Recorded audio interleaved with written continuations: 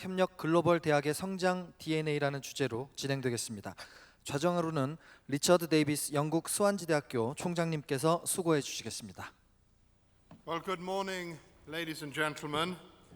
May I first thank the organizers of the conference and indeed the Korean nation for their invitation to several universities from the United Kingdom to attend this stimulating and important conference and to contribute in this session.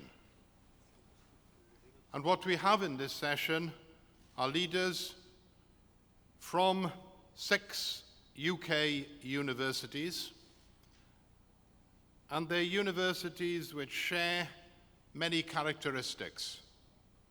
They are all research-intensive universities. In fact, they're all in the top 25 universities for research quality in the UK. They're all comprehensive universities with a very wide range of subjects, and they're all heavily involved in working globally with staff, students, and industry. And I just want to say a few words to set the scene for this session. The session is focusing on the links between universities and industry, and I know how important this is for your government in Korea, as well as for our government in the UK and for many governments around the world.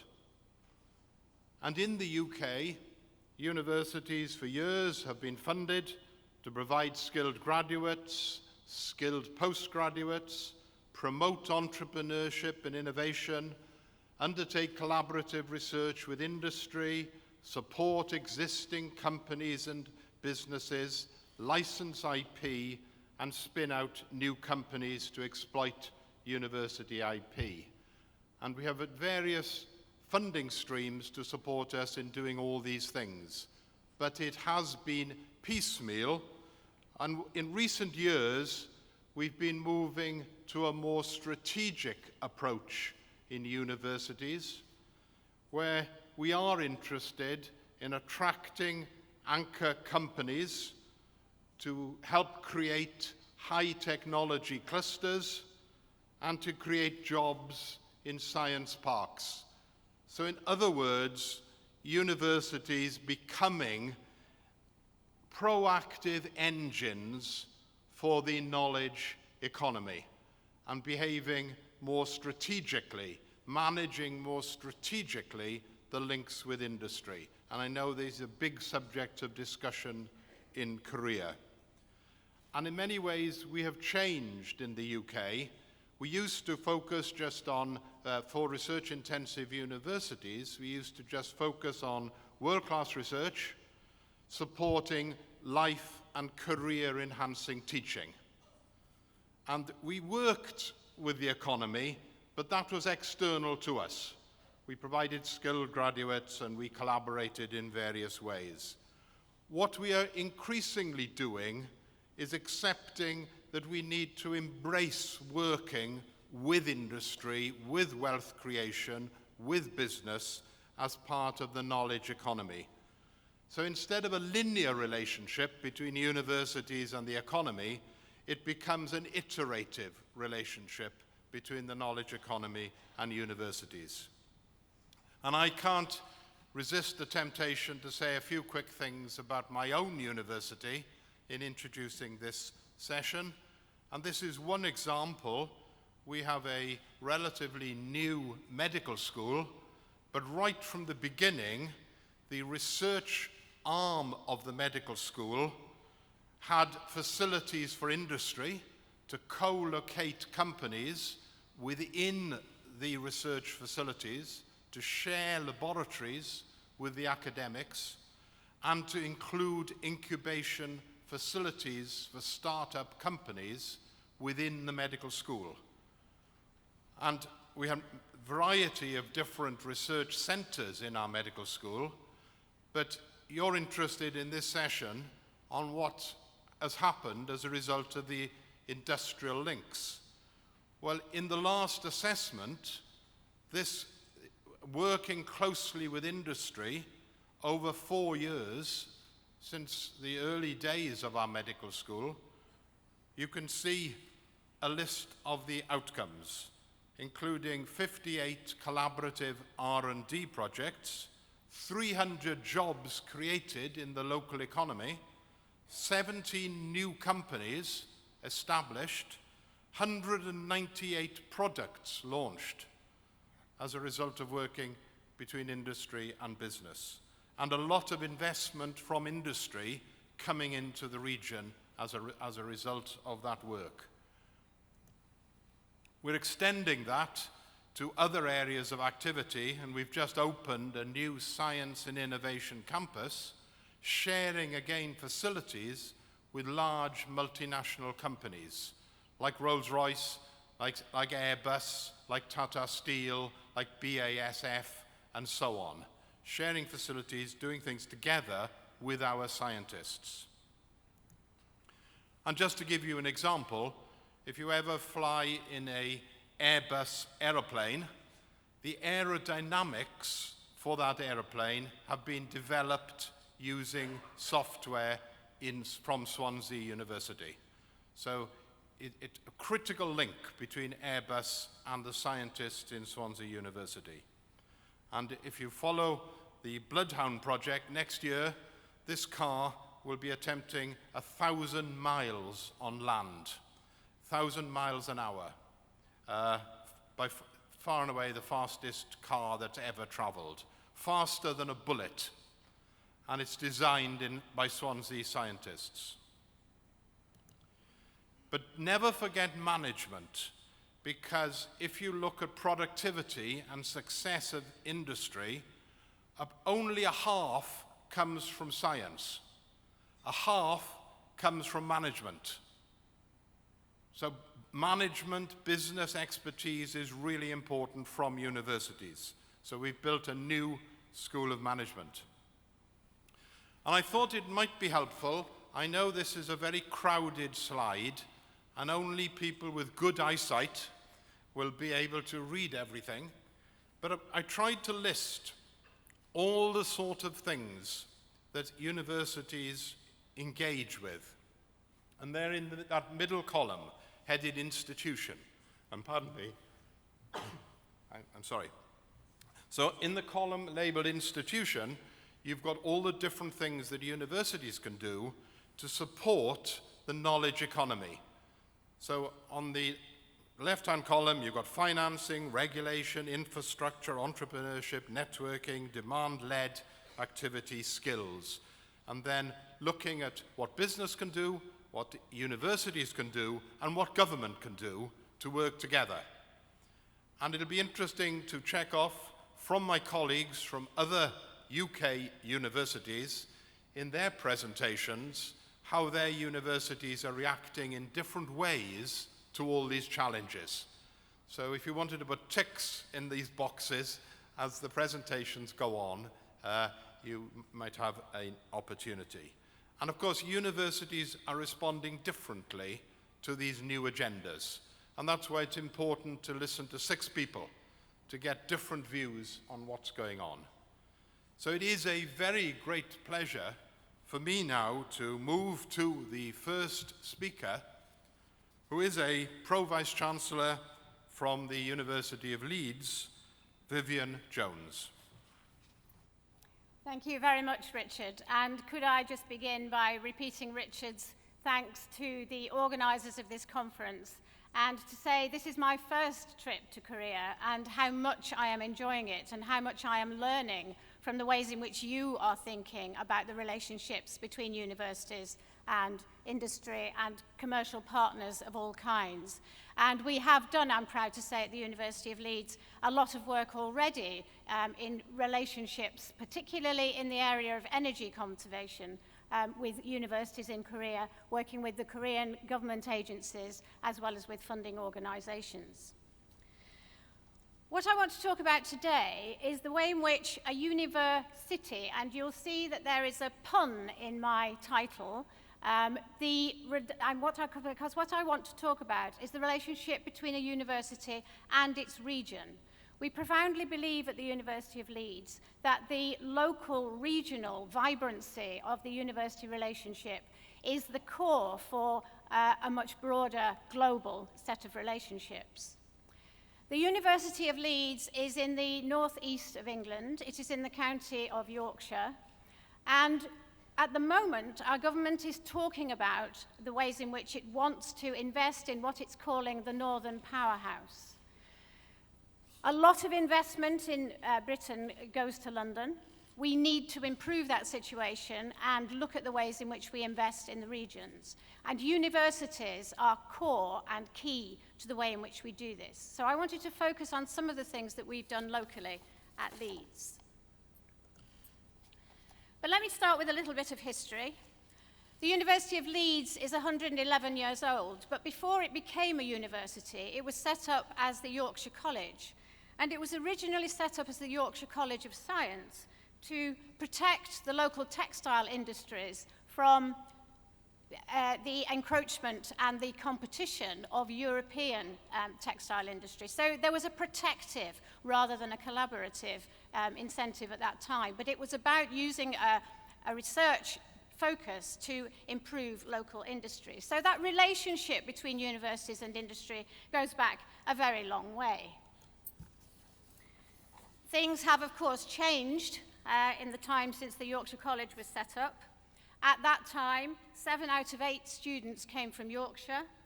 Now, of course, most of our students come from outside the region, and as you can see from the slide, 20% of our students come from internationally, from over 140 countries, including, I'm very pleased to say, students from Korea. So we are a good deal bigger, a good deal more various, and certainly a global institution compared with our beginnings. But that relationship with industry is something that we still take very seriously. Here, for those of you who are not quite so familiar with the geography of the UK, here is a map of the location of Leeds, as I said, in the northeast. And this is indicating the ways in which the Leeds city region has defined its priorities for development: entrepreneurial culture, work readiness, improving leadership management and professional skills, and developing skills for overseas trade. I don't think those priorities will be a surprise to any of you. They chime very much with the kinds of priorities, as I understand it, that are very much on the agenda here in Korea and across the UK. But I thought it might be helpful if I talked to you a little bit about the ways in which Leeds is looking to provide a vibrant centre and set of collaborations in order to realise some of those ambitions of the local city region. And particularly that last one, the skills for overseas trade, the global ambition that comes out of vibrant regional economies. And we do that in a whole variety of ways. My responsibility is for students as well as for forms of collaboration of a variety of kinds. So I am going to be reminding us as I go through of the ways in which students both benefit from and can be of benefit to, as highly skilled graduates, the economy both locally and globally. This is a picture of our magnificent library, the Brotherton Library at the University of Leeds, where our students study. They also now study in a brand new custom-built library for undergraduates, by the way. But just to a slide that you can be looking at while I remind you that in the UK, 45% of young people in the UK study at university. That is considerably lower than in Korea, but considerably higher than it was some 10 years ago in the UK. And so, like you, we are looking at the importance of ensuring that those students, when they graduate, are ready for employment and are ready to contribute the kind of skills that they've learned from university to the improvement of the economy. It is sometimes said that students are not ready for employment when they come out of university. That is a rhetoric that we sometimes hear from employers, although actually when you talk to employers in a more focused way, they actually are telling us that what they want is students who, of course, have a range of technical skills which we seek to provide at the University of Leeds, and I think are successful in doing so, but also that they want students who have softer skills of problem solving, students who are intellectually confident and can actually address unexpected problems, know how to go about problem solving. And we also seek very actively to develop those kinds of skills in our students, and we believe that a research-intensive environment is exactly the place to do that, because we are constantly introducing them to research methodologies and to cutting-edge ideas in which we get them involved as undergraduates. And the slide is a representation of our Leeds curriculum, where whatever subject our students are doing, they do that within a framework that insists that they have research-based, inquiry-based learning at the heart of their program, but also that they are introduced to global themes, global and cultural insight, and the ethics and responsibility required of anybody in our difficult global community, and that they are, of course, also preparing themselves for employability. One of the ways in which they do that is, of course, to get involved in work placements, in internships, in working with industry while they are part of the university. And what I want to move on to now is some of the partnerships that we engage in. I could have talked to you about partnerships with big multinational companies, the relationship between our chemists, for example, and AstraZeneca, the relationship with Saudi Aramco in our environment and energy departments. But I wanted to talk more about two more regionally based relationships that we have developed because of the identity with Leeds as a city. You may be aware of Marks & Spencer. It's one of our largest and most trusted retailers in the UK. It's the retailer from which, certainly when I was a child, you got all your basic clothes, and particularly actually your underwear, because that was, you may know Marks & Spencer has that reputation for quality. Marks & Spencer started on the market in Leeds, and they wanted, therefore, to bring their archive back to Leeds, and we built jointly with Marks & Spencer a lovely new building in which that archive is housed. Now, a retailer as various and as comprehensive as Marks & Spencer is a wonderful match for a university as broad and comprehensive as the University of Leeds. And starting from that germ of simply having the archive with us, we have developed all kinds of relationships. Research relationships around food development, for example, relationships around sustainability, because you may be aware Marks & Spencer in Plan B are very committed to sustainability, and also inquiries into consumer behaviour. And within that, we have lots of internship opportunities for our students. We've also been looking at the ethics of the governance of large organisations. So a whole range of different kinds of inquiry and benefit have come from what started as an interest actually in history, in the ways in which we did things in the past as a university, as a big retailer.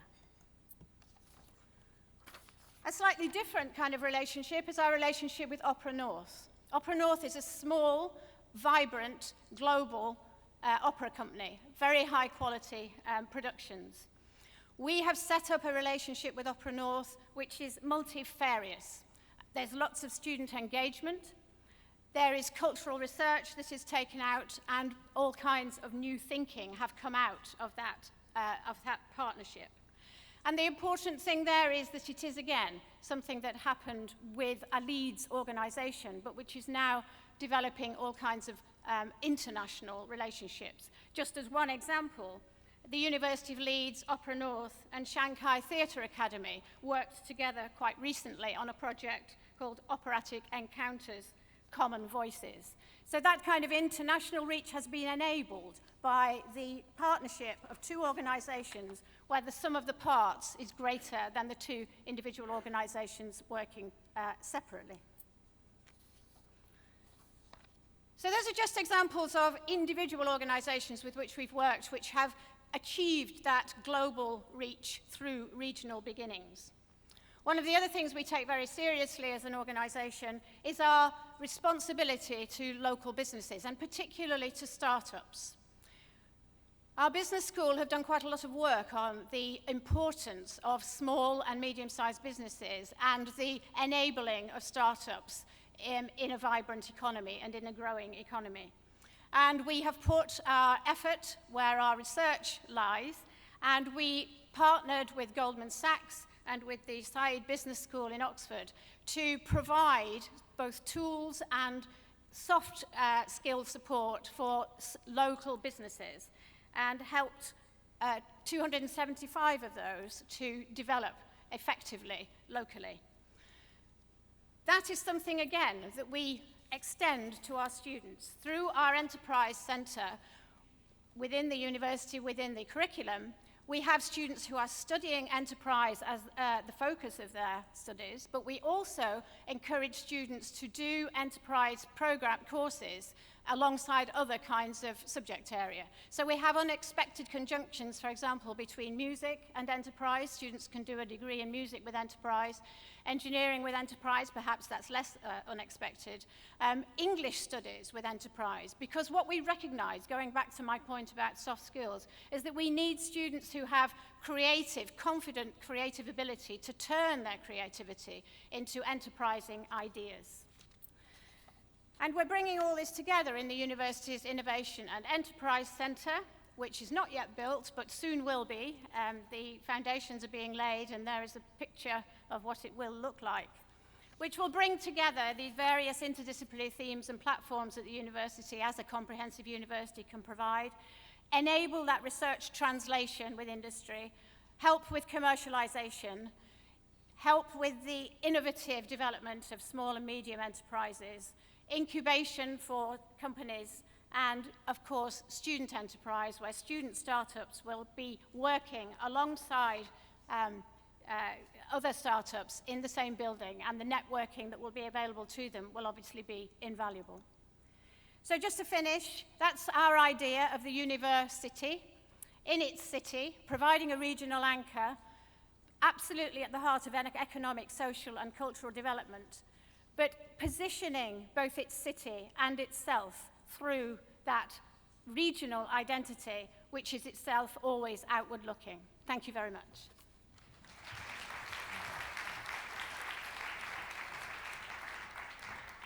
Thank you very much, Vivien. Because there are so many people on the stage, we're going to move very smartly onwards. So now to the University of Leicester, and I'm delighted to welcome Martin Halliwell, Deputy Pro-Vice-Chancellor.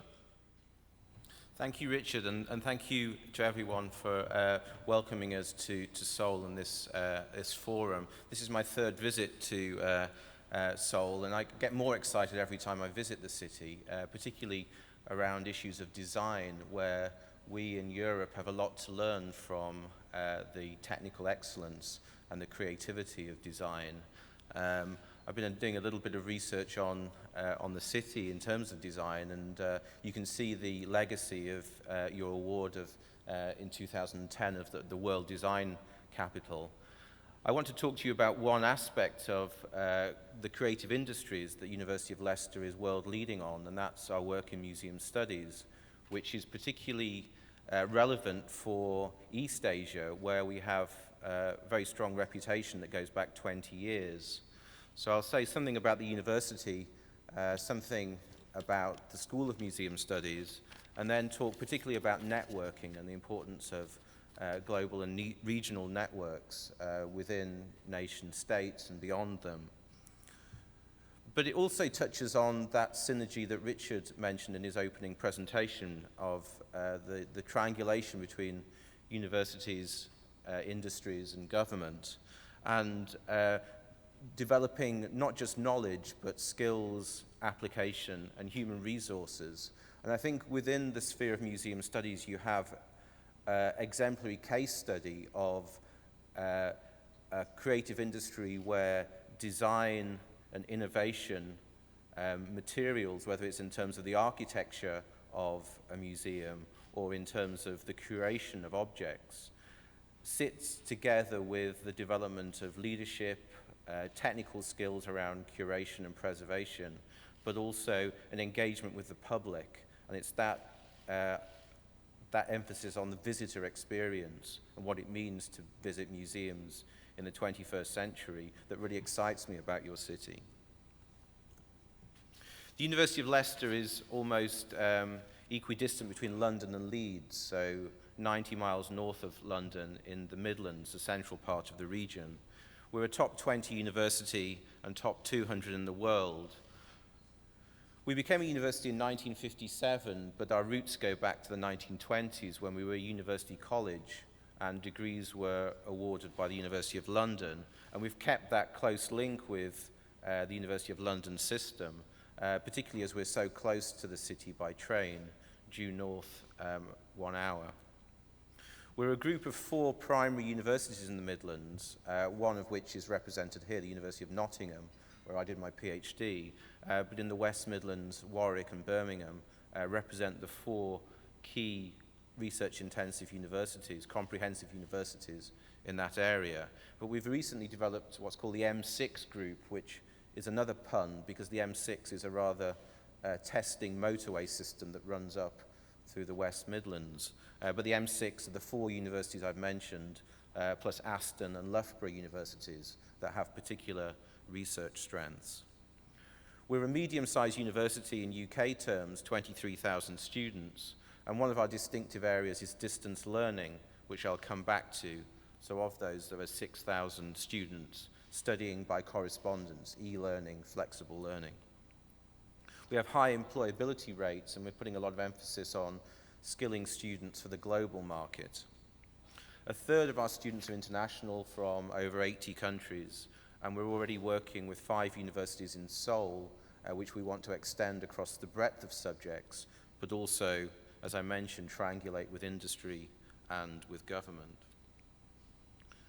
The School of Museum Studies was founded in 1966 by museum practitioners, and it's a best case example of a professional leaning subject where we're regularly training people who are new to the profession, but also those that have worked in it for many years that need upskilling or career development or leadership skill training. We have a very strong interdisciplinary research and teaching focus, thinking about the diversity of experience, the different kinds of museums, galleries, data centers, libraries, public institutions. But we're also focused very much on creative design and the transformative change of going to a museum and having a quality experience.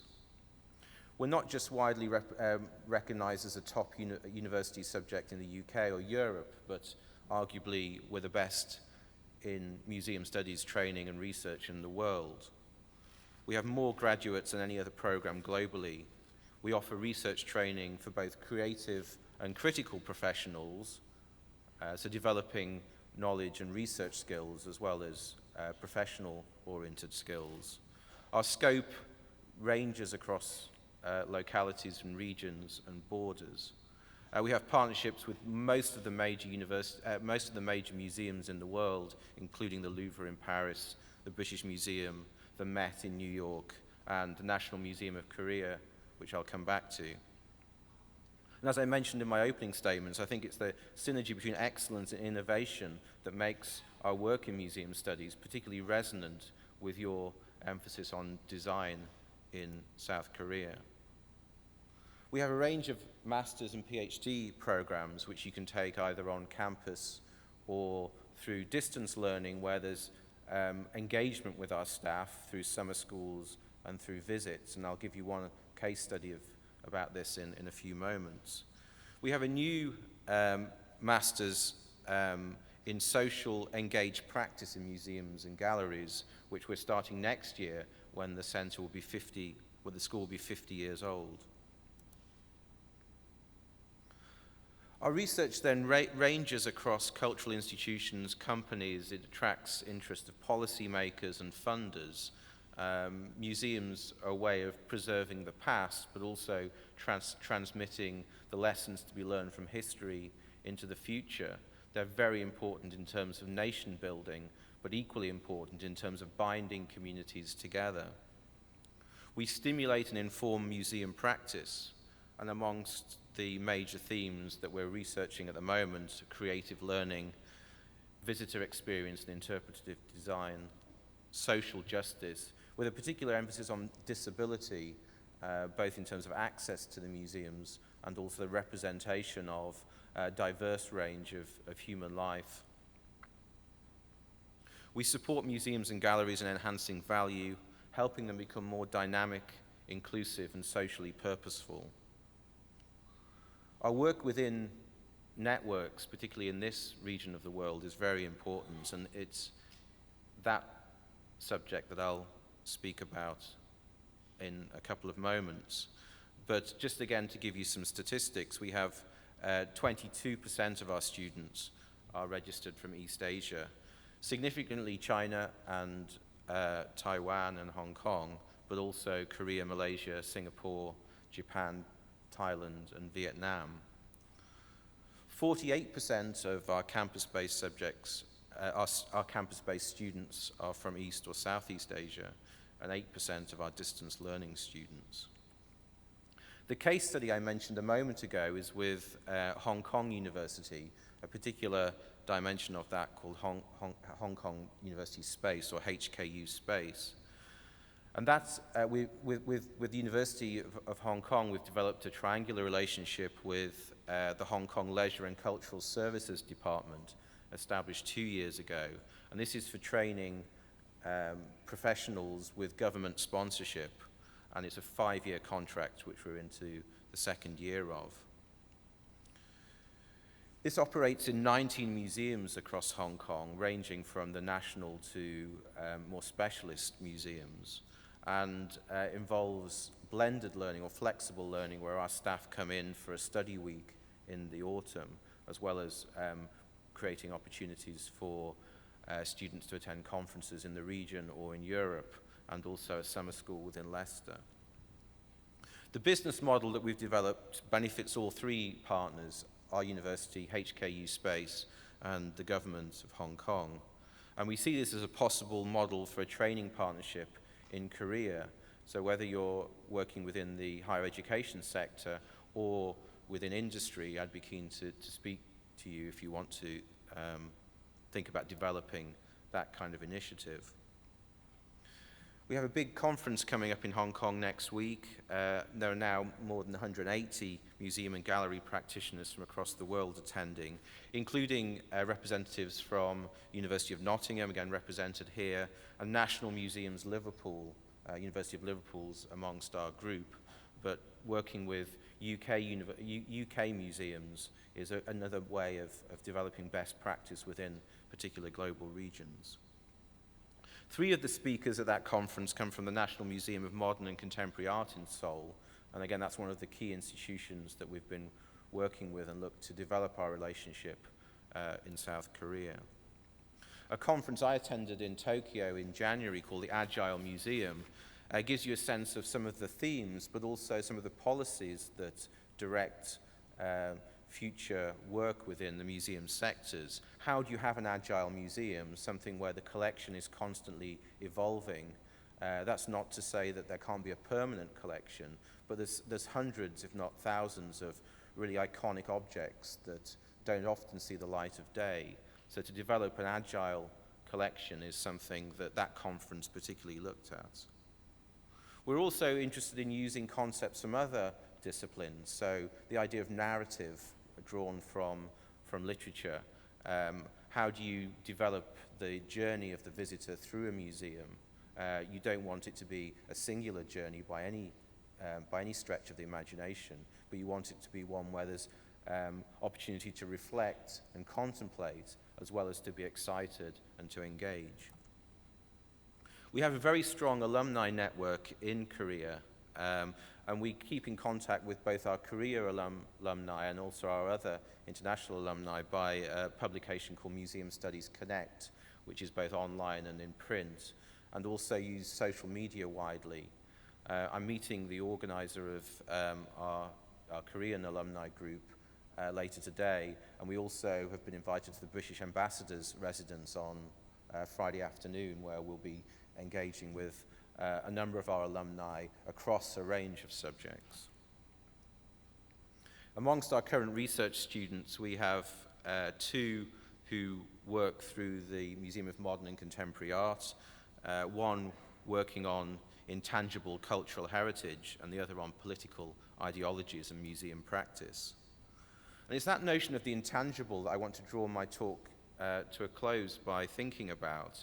I visited another alumni at the National Museum of Korea on Tuesday, and I was struck not just by the interior space, the design quality of the curatorial space, but also the external space of the museum. And the balance between the built environment and nature is something that struck me as being both about that notion of a place of contemplation, but also those qualities of excellence, beauty, and refinement that mark design quality. There's also a sense of flow and balance as well. And I was gifted, this is a rather poor reproduction of a map from 1861 of your capital city that I was given as a gift. And this is very different from a Western map, both in terms of its graphic design, printed from a wood block, but also those flow lines through the city that emanate from the natural space to the north. It's a very different dimensionality to Western maps, working on both a tangible level, markings or etchings on the city, but also an intangible, giving it a spiritual and iconic dimension as well. The future of museum studies, this is my final slide. We want to nurture our transnational and regional networks through alumni networks, through conference networks, through those kinds of partnerships like the one at HKU Space that I mentioned to you. We have a conference in Taipei in 2016 when that will become the next design capital. We're very, very keen to collaborate on cultural heritage policy, again working with both industry and government. And we're also, as I mentioned at the beginning of the presentation, very keen on developing the partnerships that we already have in Seoul, but also extending those into industry, but also into other regions of your country. And for our 50th anniversary, next April, we'll be running a conference looking at the future of museums entitled The Museum in the Global Contemporary, Debating the Museum of Now. Thank you very much.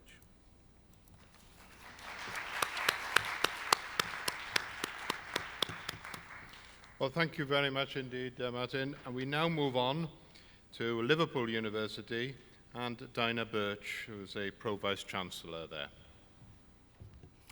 Thank you, Richard. It's an honour to be here this morning. This is my first visit to Korea, and I have been hugely impressed by the energy and the focus and the openness of the culture that I'm experiencing here.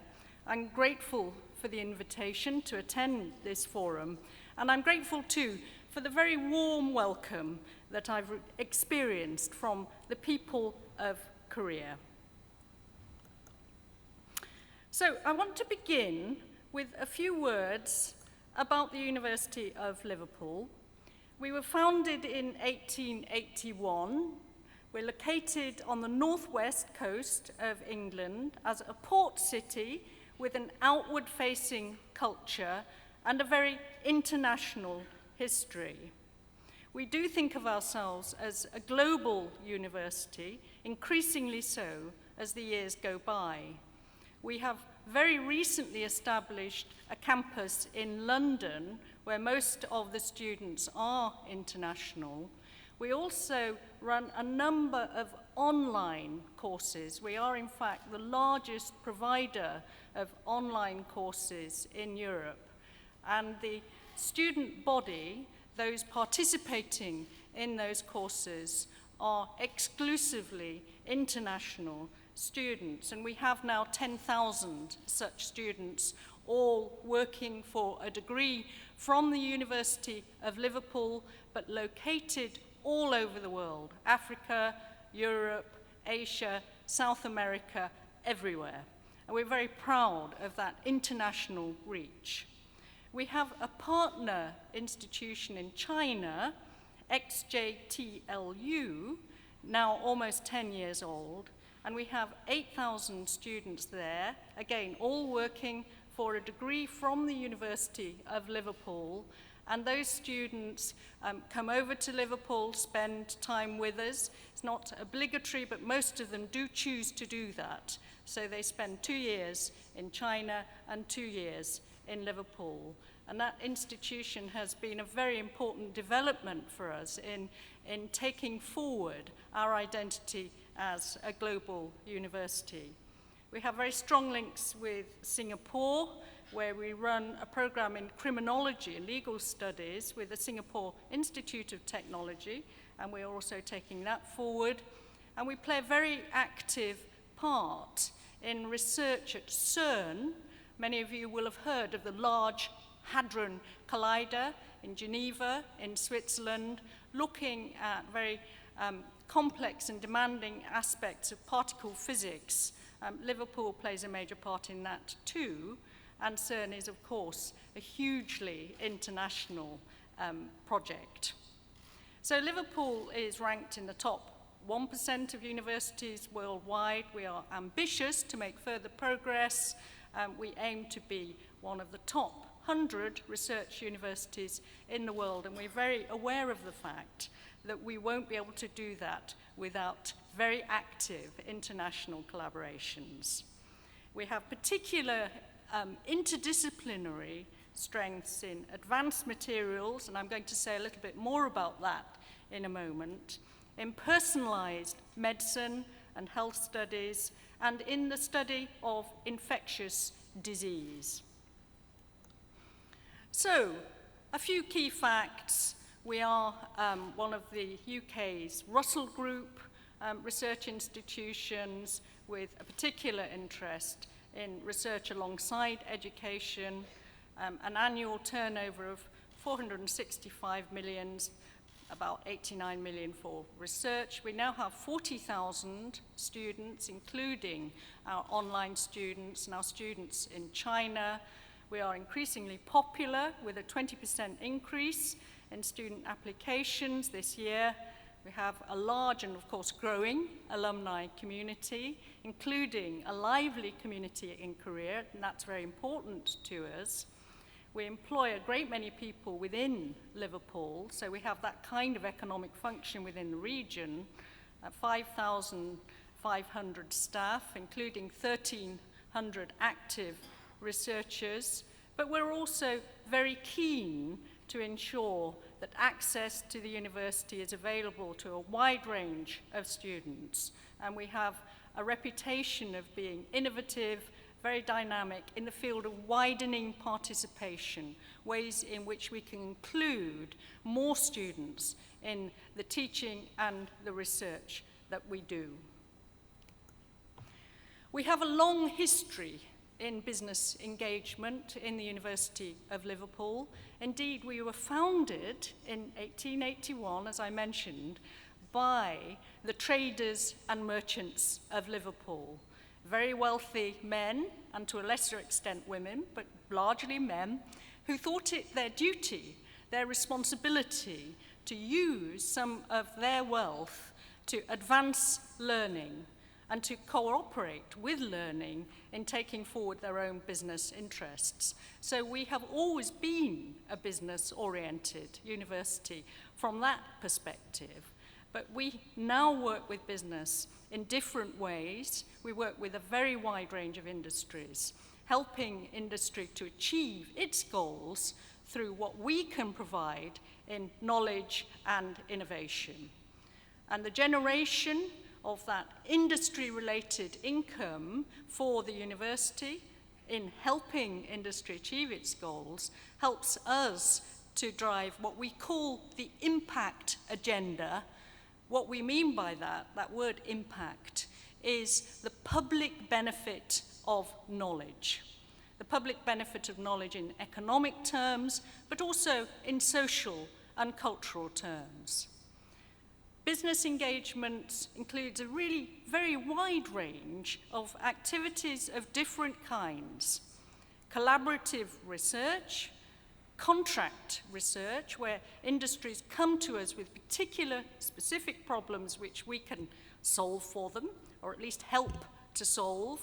Consultancy work, IP, intellectual property, that is, IP, patents, licenses, spin-out companies, knowledge transfer partnerships where we work with specific bodies in industry and commerce to address challenges. We offer courses, professional courses in continuous professional development, CPD, case students, that's collaborative awards for science and engineering that provide training for doctoral students to work alongside industry. It's a very valuable scheme. Liverpool has been very active. Research centres which cooperate with business and commerce. And also, and I think this is increasingly important, access to advanced and often very expensive equipment and the hire of facilities. And that's an activity that is much appreciated by small and medium-sized enterprises that can't afford to purchase those activities for themselves, but nevertheless wish to benefit from what they provide. So we do quite a lot of that.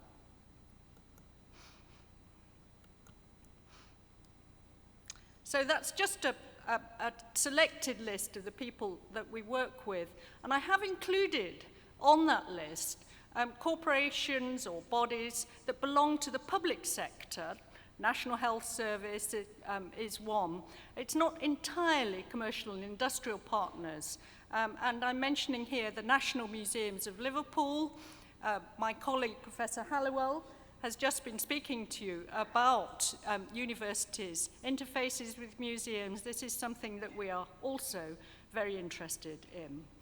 Just a few of the people that we collaborate with.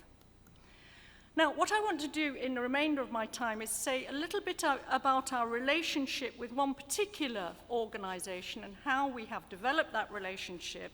And the relationship that I'm talking about here is with Unilever. Many of you, I know, will recognise that name. It is a huge global corporation, British-Dutch corporation, but with very wide international reach. It manufactures food, cleaning agents, personal care products, owns 400 brands. It has a revenue of 48 billion euros, 172,000 employees, and it is the world's third largest consumer goods corporation. So it is on a very large scale.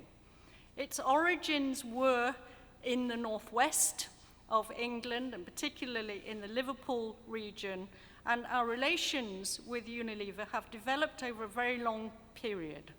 I think that's a point worth noting because trust is not built overnight, and the relationship that we have with Unilever is built on shared trust and confidence, and it's a relationship that has grown stronger over the years. One of the things that we have done recently with Unilever is develop shared facilities that meet both company and university objectives, giving them access to a range of facilities. So this is an example of where a very large corporation can also benefit from access to equipment just as small and medium-sized enterprises can do, but on a very different scale. The Materials Innovation Factory is a facility which we will be opening next year and which we have developed in collaboration with Unilever. It's a £65 million facility. It has funding from the government, from Liverpool University, and also from Unilever. It's designed to enable researchers to work together with industry and commerce, tackling both major and minor research challenges around advanced materials, which, as I mentioned earlier, are a particular strength in Liverpool, and manufacturing at the molecular level. So it integrates teams in computing, in software, synthesis, robotics, engineering, in order to discover materials that really will make a step change, not only in the interests of Unilever, but in the wider interests of industrial and manufacturing enterprises. It includes £10 million worth of shared access to equipment. There will be a dedicated team of support staff, very important, to run, maintain, and review the equipment set, and it will, of course, involve co-location of industrial partners. So just a few words about its themes. It's very integrated: physical sciences, engineering, health and life sciences, links with our Institute of Renewable Energy, also interested in this kind of research, particularly in their research in batteries. Fundamental science, physically co-located with applications and industry users. People working alongside each other.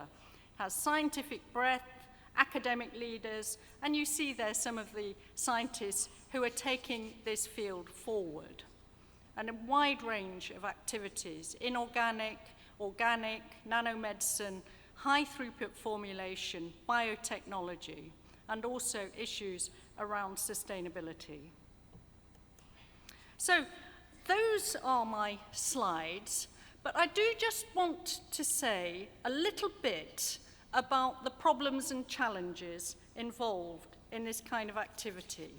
I don't want to pretend to you that this is all easy and straightforward. So very quickly, I will just identify 3 of the challenges involved in this kind of activity. The first is that you do need to align different cultures. Academic cultures and business cultures don't always share the same priorities and objectives. And this is why the long-standing relationship that we have built over the years with business, of which the relationship with Unilever is an indicative part, has been so important to this activity. It isn't possible to assume that people will instinctively be working to the same goals. It really does require, on both sides, industry and academic, a real willingness to accommodate different priorities before the goals that we all desire can be achieved and delivered. You do also need to be flexible in how you take forward a project of this kind to ensure a measure of sustainability, so that the sort of work delivered by this facility now will not, I am confident, be exactly the same sort of work that will be delivered in 10 years' time. So there needs to be open-mindedness about how the facilities move forward so that the activities can continue to be relevant to industrial and academic needs, and of course can continue to be appropriately resourced and funded. And there is finally a real challenge around the management of projects, so that the management challenges in which our business school have also been involved, to be confident that there is an efficient flow of projects through the institution, is a really crucial part of this activity. And I do want to end with that point.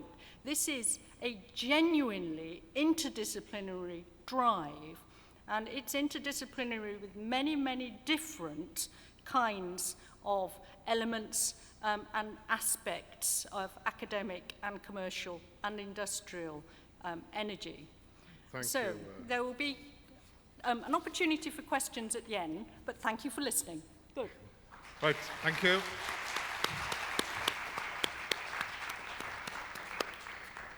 We now move sharply on to the University of Nottingham and Hai-Sui, who's Pro-Vice-Chancellor for Global Engagement there.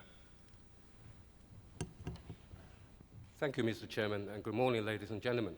As you can see, the title of my presentation is Universities Working with Business, Why and How.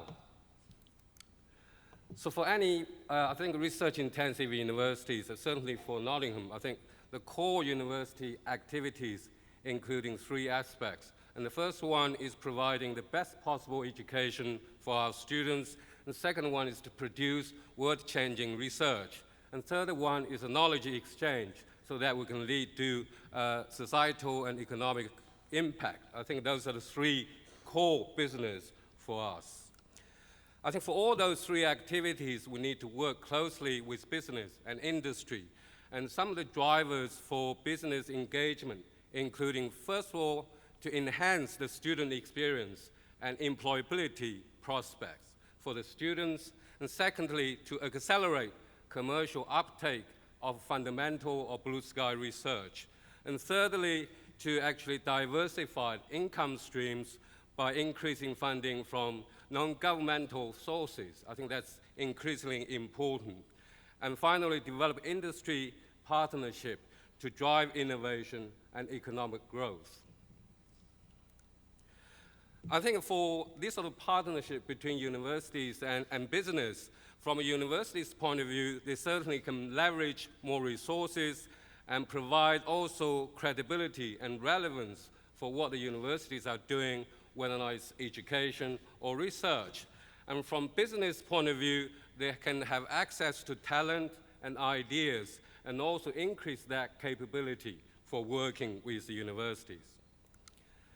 So I think for most universities, they do educational links. I think that's relatively easy. Then research connections on the individual level, so we all do that. But I think it's getting more challenging to look at strategic corporate partnership made with major industries, and also technology transfer deals is also more difficult to get. So if you look at educational links, what we do is involving business in our course design. I think that's very, very important to make sure our course, we teach the relevant materials for our students. And also we provide summer placement for students in industries. At Nottingham, we also have courses with 1 year in industry. So I think that's very, very popular. And also we work closely with graduate recruiters so that the industry can come to the university to advertising for their business. Now let's look how we are going to do that. I'm going to just quickly say a few models. I think the first one is collaborative research. As I said, most researchers or academics are doing that with industry. I think it's more important now to work with business at a larger strategic scale. For example, Rolls-Royce have set up about I think 30 university technology centers globally. At Nottingham, we host 2 of those, one in manufacturing engineering, another one is transmission systems. And so with these sort of university technology centers, we involve colleagues from different schools, different disciplines, and they provide core fundings, and also some funding for projects, and we can leverage some public funding as well. So I think that's very, very important for some applied research. And second type of model is for industry to have access to talent that we have in universities. For example, since 2008, we have been working with BP. So they have provided the scholarship for our students from early on so that they engage with some of our best students. So after graduation, they may work for the company. So I think that's a very positive engagement for everyone. And third model is shared facilities. I just give you an example. The Manufacturing Technology Center we set up in British Midlands since 2009, involving some of the big companies in manufacturing areas, including Rolls-Royce, Airbus, but also 3 major universities in the region, Nottingham, Birmingham, and also Loughborough. I think with this sort of a collaboration, we can do things in a larger scale that otherwise we won't be able to do. The fourth model is actually training, research, and IP. So we have been working with AVIC, which is the aerospace giant in China, for training and research partnership. So they have set up a university innovation center in Nottingham for fundamental and applied research, but also we provide training for their staff and PhD students. The final model I just mentioned here, because Nottingham is a truly global university. We have two major international campuses, one in Malaysia, one in China. In Nottingham, in the UK alone, we also have nearly 10,000 international students. We also work with over 2,000 universities globally for teaching and research. But I just mentioned the campus we set up in Ningbo in 2004. That's a partnership with Wanli Education Group. So basically, we set up the first Sino-Foreign Collaborative University, actually in Ningbo, which is south of Shanghai. So from university point of view, we provide intellectual input, academic management, and quality control for that university. And the business partner actually input to control the management of the facilities, they provide the capital investment and so on. So we now have nearly 7,000 students, not just we are doing teaching and learning, but also more importantly, research and knowledge transfer. I think that's a very, very good model, an example how we can work with partners globally.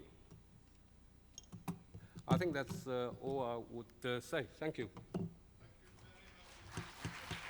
Thank you. Well, we'll now move smartly on to the University of Southampton, represented by the Deputy Vice-Chancellor, Adam Wheeler.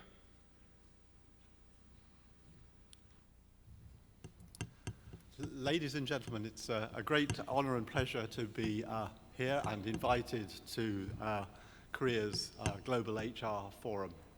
Like many of my colleagues on this delegation from the United Kingdom, I too have been impressed by the ambition and the scale and the openness of the development of Korea over the last few decades.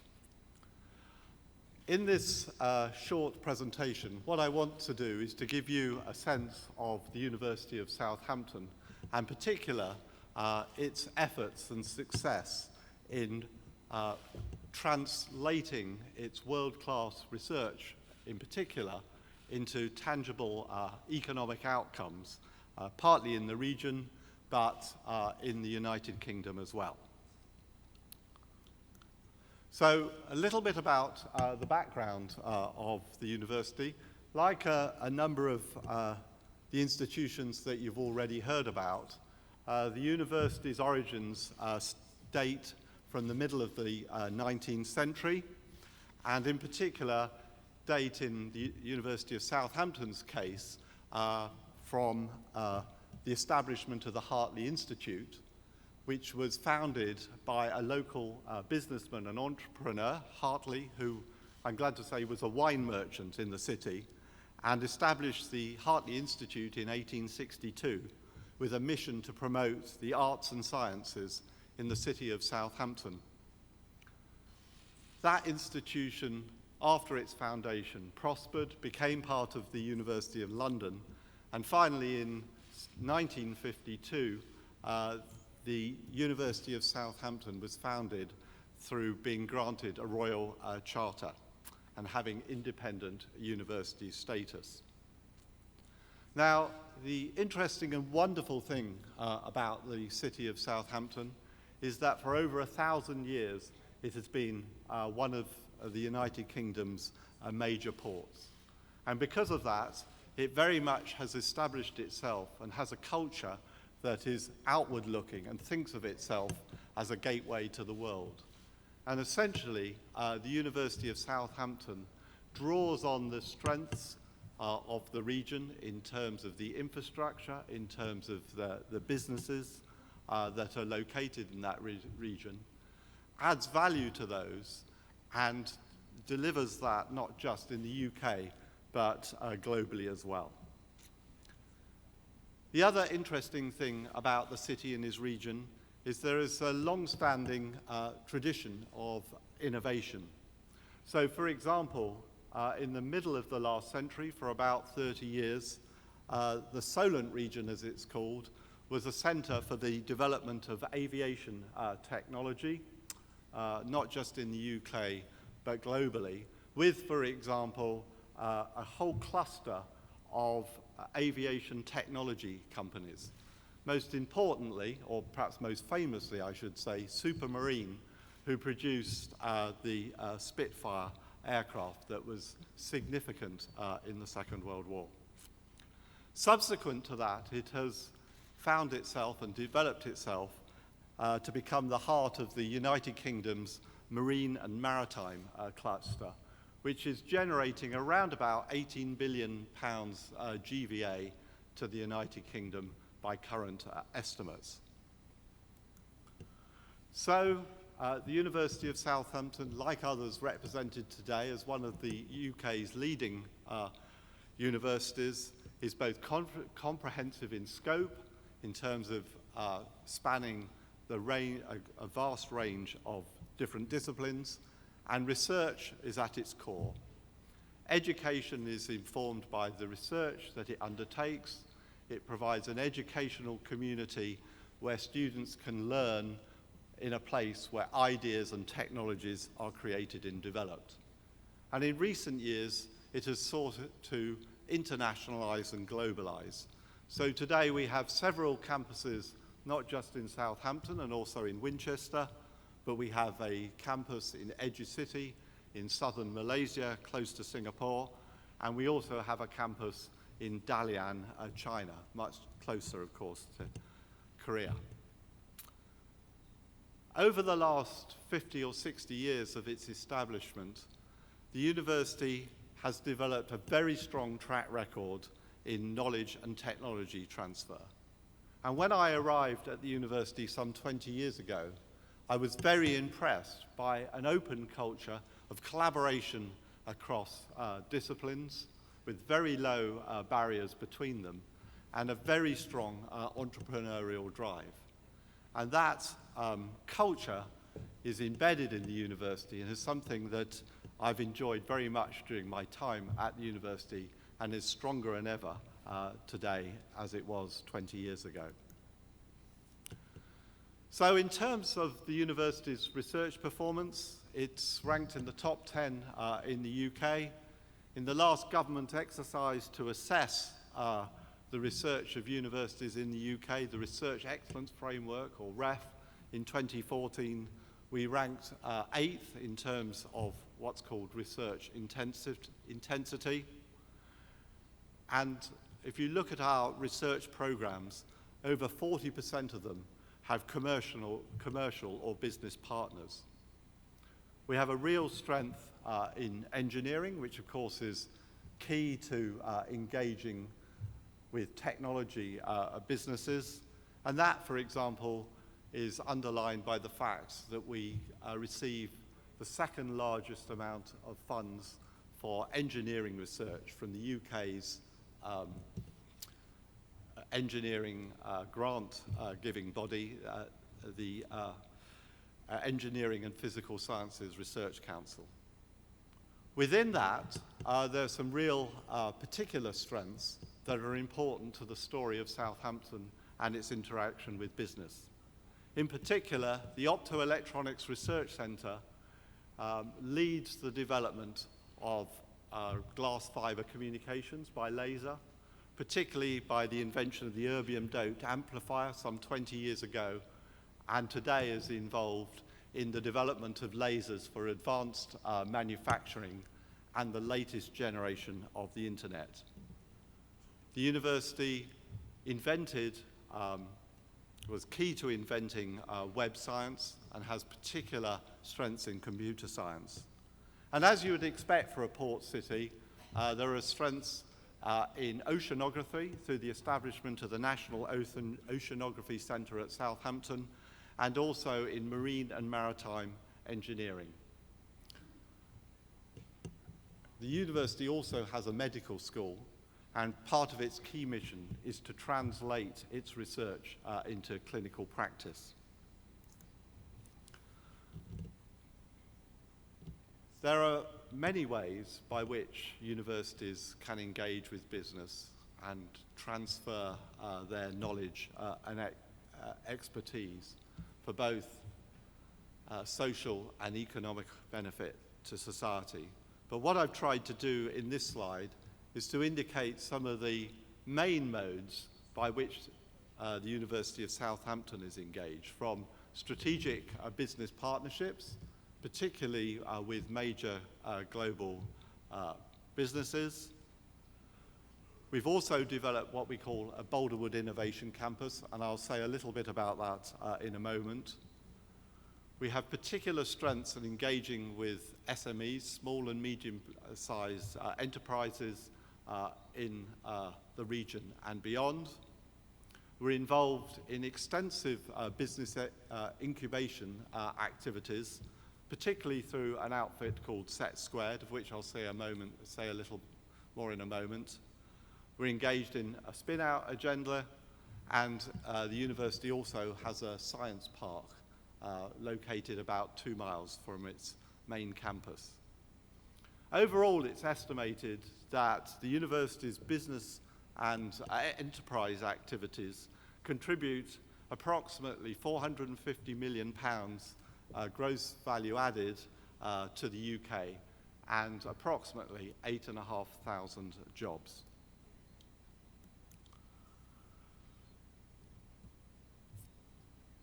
The university's particular focus over the last 5 years has been developing its relationship with Lloyd's Register. Lloyd's Register is a company that's involved in the quality assurance in the building, design and operation, particularly of shipping, but those interests go into other areas as well. And the university's relationship has developed to a point that we've been able to work with Lloyd's Register to build an innovation campus. As I mentioned, we're particularly strong in our collaboration with SMEs. And Set Squared is an organization that works not just with the University of Southampton, but with the University of Surrey, the universities of Bath and Bristol and Exeter, to engage in business incubation. And since its establishment, I think around about 10 years ago, it's raised over £1 billion for its 1,000 partner companies. In the UK, the university is in the top 5 for developing spin-outs. Since 1972, we've produced over 50 spin-outs. 4 of them have been floated on the stock market with a valuation of approximately £180 million. I mentioned the Optoelectronics Research Centre a moment or two ago, and that has become a real focus for transferring its knowledge and research, particularly into the local economy. So today, the university, through the Optoelectronics Research Centre, has created a cluster, a photonics cluster in the Southampton city region, which is delivering approximately £100 million gross value add and responsible for the creation of 500 jobs in the region. The work that we do with Lloyd's Register and our strength in marine and maritime through the Boulderwood Innovation Campus, which I'll talk about in a moment, and through our National Oceanography Centre, where we partner with one of the main government research funding councils, is expected to grow the economic value of the marine and maritime cluster by £8 billion up to 2020 in the region. We have a wide range of partnerships, some of course shared with other universities, Rolls-Royce, British Aero, BAE Systems, Microsoft and Lloyd's Register. And in addition, the university has a range of professional consultancy units, about 8 in total, that employ 125 staff and are generating around about £7.5 million revenue per annum. So, for example, the Wolfson unit is focused on the design and development of small ships, usually yachts, and does a lot of consultancy, for example, for teams in the America's Cup. On this slide, I've just tried to give you a flavour of some of the partners that we're involved in. They're mainly, but not entirely, all global technology businesses. But of course, we are also involved with government organisations, for example, such as Hampshire County Council, and also another major partner of the university is the National Health Service or its medical school. I mentioned the Boulder Innovation Campus. It was finally opened about a month ago by Princess Anne, and what you can see on this slide is two of the major buildings on the campus. The far campus, the far building is the building occupied by Lloyd's Register, which is connected to the building in the foreground, in fact, through a marine and maritime institute. What you can't see in this slide is a further development of the campus, which is just off slide to the right, which is a £15 million building which concentrates a range of fluid dynamics facilities from a very large towing tank through to flumes and advanced wind tunnels. And we hope to complete the campus in the next 3 years, by 2018, through a substantial government grant, which will see the establishment of the UK's National Linear Infrastructure Centre, which will be doing structures research in particular for the rail industry. It's an interesting story, our relationship with Lloyd's Register, because today it's manifested at this campus. The campus has involved about £140 million investment. The majority of it not made by the university, but coming from partners, Lloyd's Register, of course, but also from government. It houses around about 400 staff from Lloyd's Register, who have moved their Global Technology Centre from the City of London to this campus at the university. And it also involves co-location with approximately 1,000 academic staff and researchers. And what I find particularly interesting about it is that it is a place where the university brings not just together its world-leading research in engineering, and particularly in ship and maritime science, but brings that together with business, education, and enterprise. It's been a long journey with Lloyd's Register. The university's had a relationship with that company for around about 40 years. It developed, I think, or was seeded by a serendipitous interaction. The relationship grew and prospered over time. Lloyd's Register created a technology centre at the university on its main campus. It also engaged in a set of outreach activities with the universities over that time to engage young people in engineering and excite them to think about engineering as a career path for them. And then finally, Lloyd's were looking to relocate out of the City of London and naturally considered the University of Southampton as a great place to do that, which has resulted in this very strong and concrete partnership that we have today. It is, of course, placed in the centre of the UK's marine and maritime cluster, and so acts to integrate and stimulate further activity in that key part of the UK's economy. And interestingly... Alan, I'm afraid I'm going to have to ask you to wrap up. Okay, and sorry. This is my last slide. I'm sorry. And interestingly, Very fast, please. And interestingly, this campus is generating new international partnerships, in particular with the Singapore Maritime Institute, close to the university's new campus in Malaysia. And with that, I will rest my case. Thank you very much indeed, Don.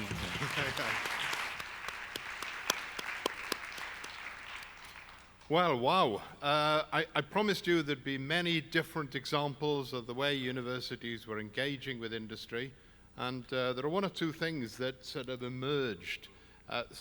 One thing implicitly rather than explicitly, and that is that the engagement of universities like this with companies is completely consistent with our emphasis on world-leading research.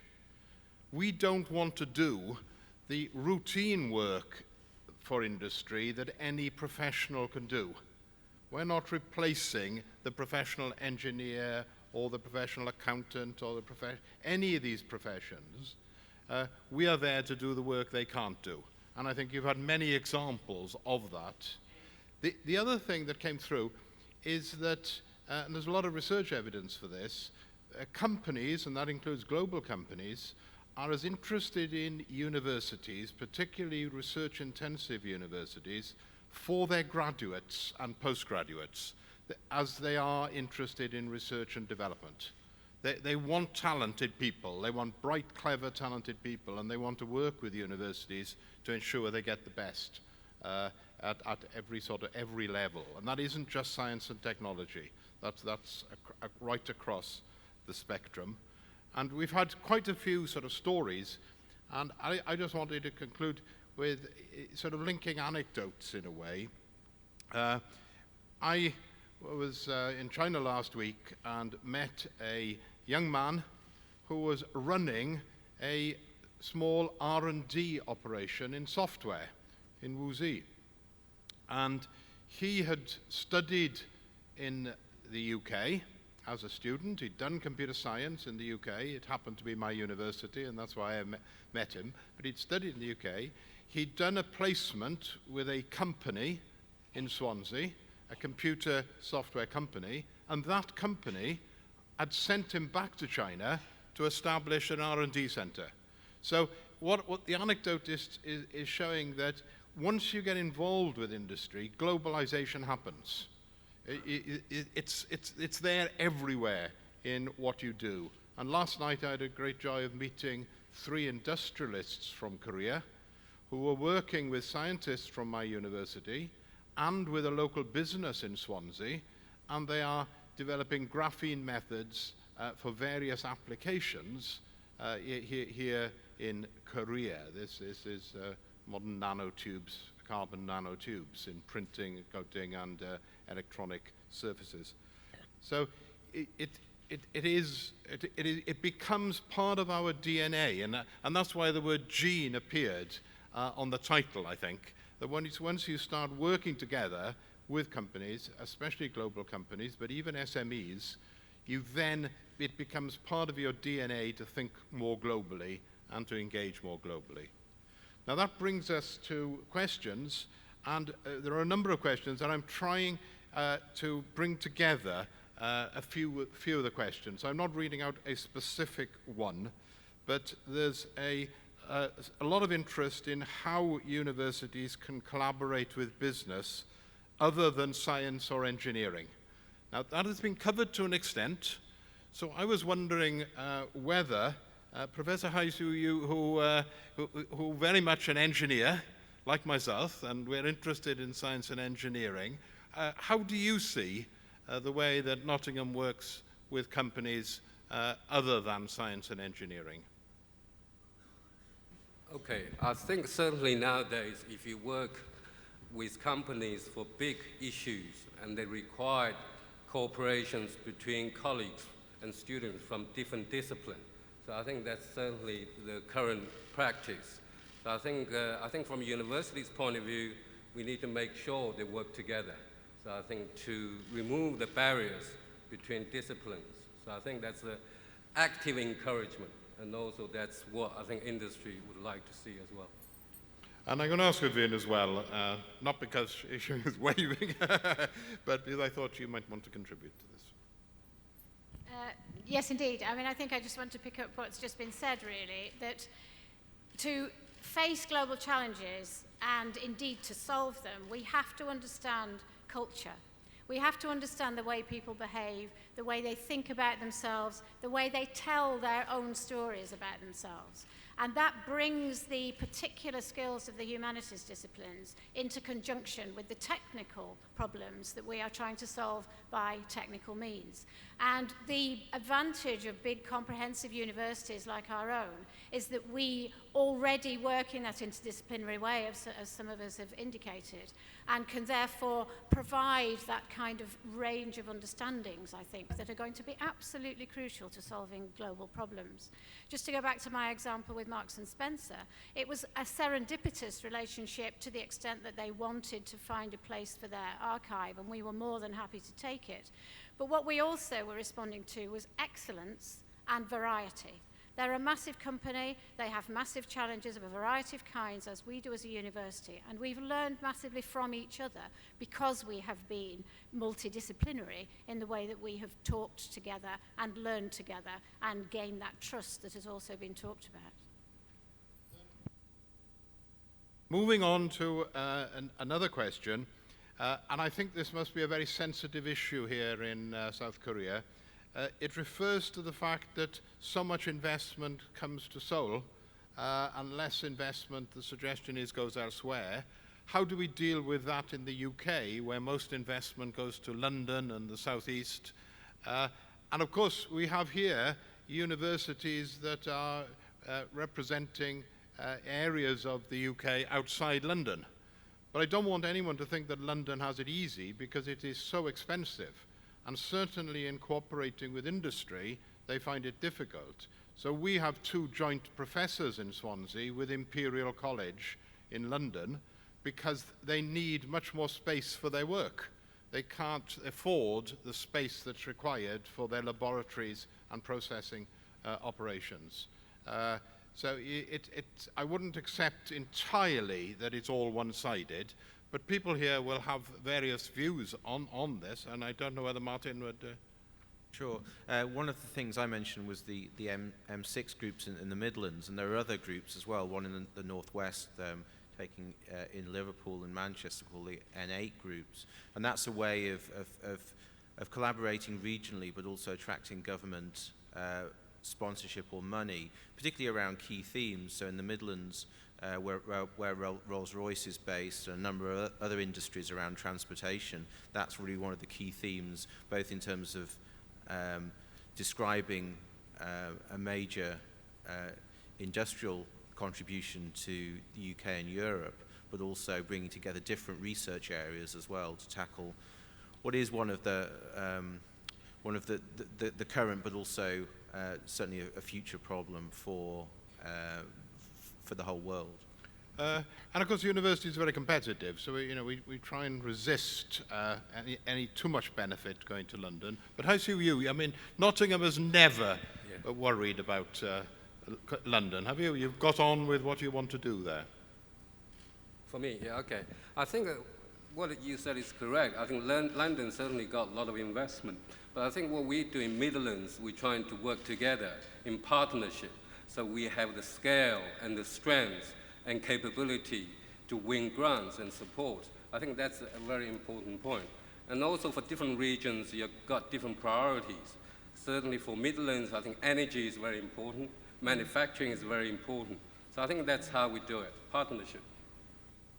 The final question is for everybody. It's about the way in which students can benefit from the links with industry. And I think we've got 2 questions on this, and they're quite heartfelt sort of questions, feeling that there is these exciting things going on, but perhaps they aren't able to benefit from those links when they're students. So perhaps we could just go along the row. Vivien. Well, I mean, I think there are a variety of ways, and they're often to do with the way in which you organise the curriculum. You have to involve partnerships with industry in the development of the curriculum. And you have to involve the opportunity for students to go out and experience work with industrial partners while they're at university, so that they actually know what it's about when they get out there in the world of work.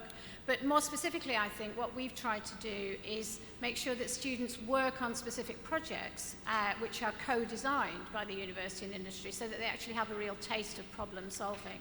And by the way, just on the regional question, one of the things that we are constantly making the effort to do is to show our students that there's a real future in the northeast or in the north of England, and that they don't have to go to London in order to be successful.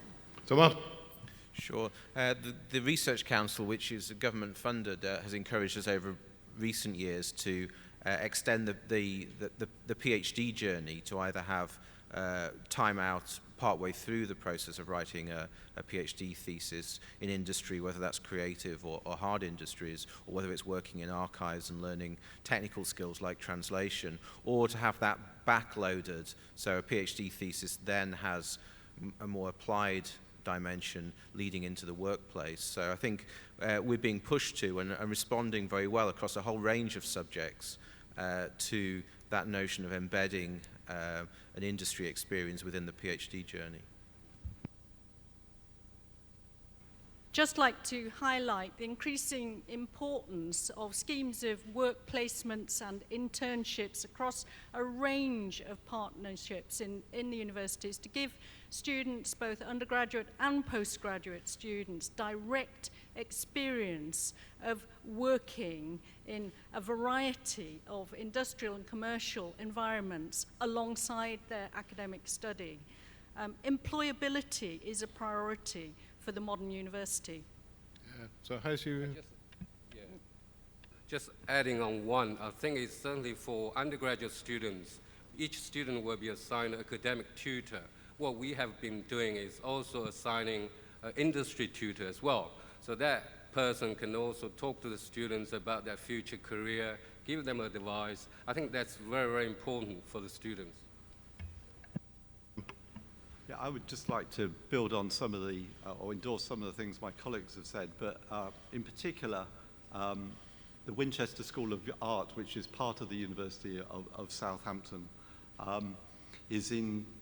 engages a large number of its staff who are also working in the creative industries in London. So students, undergraduate students in particular, get direct experience from, if you like, leading industry professionals, and that creates an environment that brings them directly up against the challenges that the creative industries business is facing in the here and now. So thank you very much for answering that question. And certainly our experience is we try and offer all our students placements in businesses and companies, perhaps just 2 weeks or perhaps the whole summer. Not all students want that, but the ones who take those opportunities, 50% are offered jobs by the companies they work in. Okay, so my advice to students here, get a placement to work in a company for a short while. That brings us to the end of this session. I'm sorry we've had so many people, we've covered so many different subjects. We on the panel here really enjoyed this. I hope you have. I know we've had many disappointed questioners, but I wonder whether we could thank our panelists for a final time.